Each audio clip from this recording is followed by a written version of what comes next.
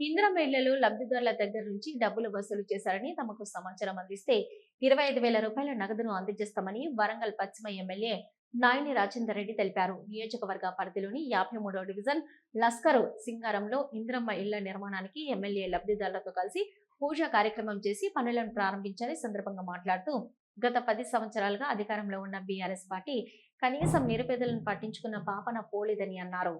ప్రజాపాలనలో భాగంగా ఇందిరమ్మ ఇండ్లు నియోజకవర్గానికి 3,500 ఇండ్లు, డివిజన్ కు 125 ఇండ్లు చొప్పున మేము విభజించడం జరిగింది. మరి గత 10-12 ఏళ్లల్లా ఒక్క ఇల్లు ఇచ్చిన దాఖలు లేదు.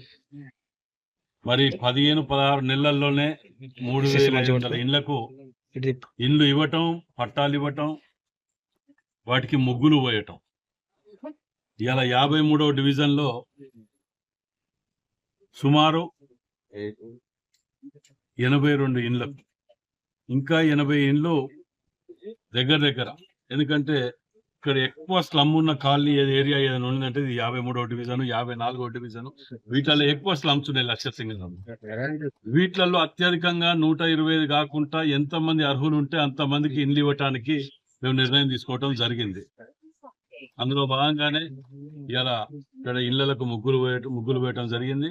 మరి నిజంగా కూడా వాళ్ళ కళ్ళల్లో ఆనందంకి అవధులు లేవు. ఇవాళ నిజంగా కూడా చాలా సంతోషంగా కడుపు నిండా మాకు భోజనం చేసినంత ఇదిగా ఉన్నది ఇవాళ. ఎందుకంటే వాళ్ళ కళ్ళల్లో ఆనందం చూస్తుంటే వాళ్ళకు మాకు కూడా కొత్త ఇల్లు వచ్చింది. లేకపోతే గతంలో ఇక్కడ మొత్తం నీళ్ళ వర్షాలతో మునిగిపోయే కాలనీ ఇదంతా. మేము గతంలో తాళ్ళు పట్టుకొని తిరిగినాం ఈ కాలనీలో. వర్షాలు వచ్చినప్పుడు బిర్యానీ పొట్లాలను ఆ పొట్లాలను ఇవో పట్టుకొని తిరిగిన సందర్భాలు చూసినాం ఈ వాడలలో. ఇవాళ నీళ్లు రాకుండా వాళ్ళకు కొత్త ఇండ్లు కేటాయించుకుంటూ మేము పోవటం చాలా ఆనందంగా ఉంటుంది.